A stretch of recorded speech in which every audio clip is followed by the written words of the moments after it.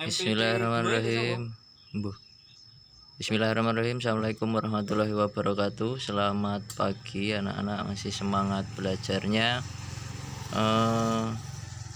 Pagi hari ini kita masuk di sasis ya. Sebelum kita masuk di materi sasis, karena nantinya di dalam prakteknya akan ada banyak sekali kita gunakan alat ukur, makanya untuk hari ini kita awali dengan mengulas sedikit tentang materi alat ukur. Baiklah, hari ini tanggal 26 Juli 2021 kita akan belajar vernier kaliper atau jangka sorong. Nah, vernier kaliper yang kita gunakan di sini dengan ketelitian 0,5 ya. Baiklah, kita mulai. Untuk yang pertama, sebelum kita gunakan vernier kaliper, kita pahami dulu cara membacanya. Kita fokus ke cara membacanya, karena untuk fungsi dan lain-lain kemarin sudah Bapak sampaikan dan sepertinya sudah mulai paham. Hanya saja di proses pembacaannya yang masih belum paham ya, makanya kita ulas sedikit.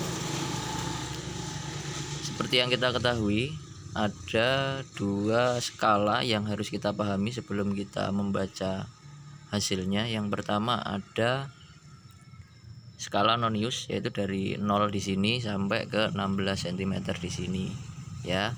Skala utama ya, maaf, ada skala utama di 0 sampai 16. Terus selanjutnya ada skala nonius di angka 0 ya, 0 di sini sampai angka 0 di sini atau 10 ya. Selanjutnya kita proses pembacaannya seperti apa ya. Untuk pertama, sebagai contoh kita tarik ya, seperti ini. Nah, kita lihat di sini ada hasilnya 9,2 mm. Dari mana angka 9,2 mm? Angka 9,2 didapat dari 9 mili di sini di skala utama, ditambah 0,2 dari skala noniusnya ya. Dari skala nonius tadi 0,2, garis yang lurus dengan 0,2, jadi dijumlahkan hasilnya 9,2. Itu contoh yang pertama. Terus contoh yang kedua, kita kembali lagi. Nah, di sini ada hasil 32,5. 32 kita dapat dari skala utama, yaitu 32 mili. 0,5 nya kita dapat dari skala nonius, angka 5 lurus dengan garis atasnya. Nah, artinya lebihnya 0,5. Ketika dijumlahkan 32 ditambah 0,5 hasilnya 32,5. Nah, itu sedikit pembahasannya. Untuk tugas di rumah akan Bapak berikan soal sedikit saja.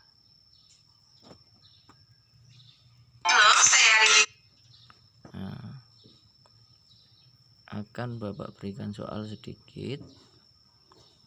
Ini hasilnya nanti silahkan di japri ke WA Bapak. Seperti biasa, yang mengirimkan tugas Bapak anggap hadir, dan yang tidak mengirimkan tugas Bapak anggap tidak hadir ya.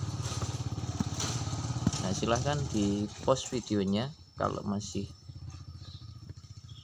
ragu atau takutnya ketika nanti diberikan soal yang lain videonya terlewat. Di post videonya, terus dilihat, ditulis hasilnya, nanti dikirim japri ke Bapak ya.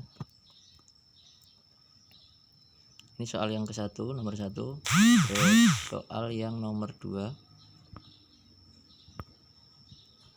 Ini soal yang nomor 2.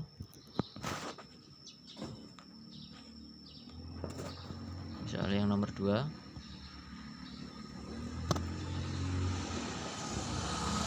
Sudah.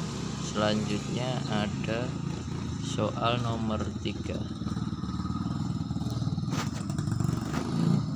Soal nomor 3.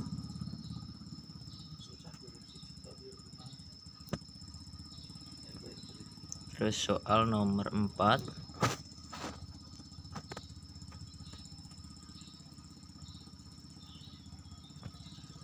Terus soal nomor 5.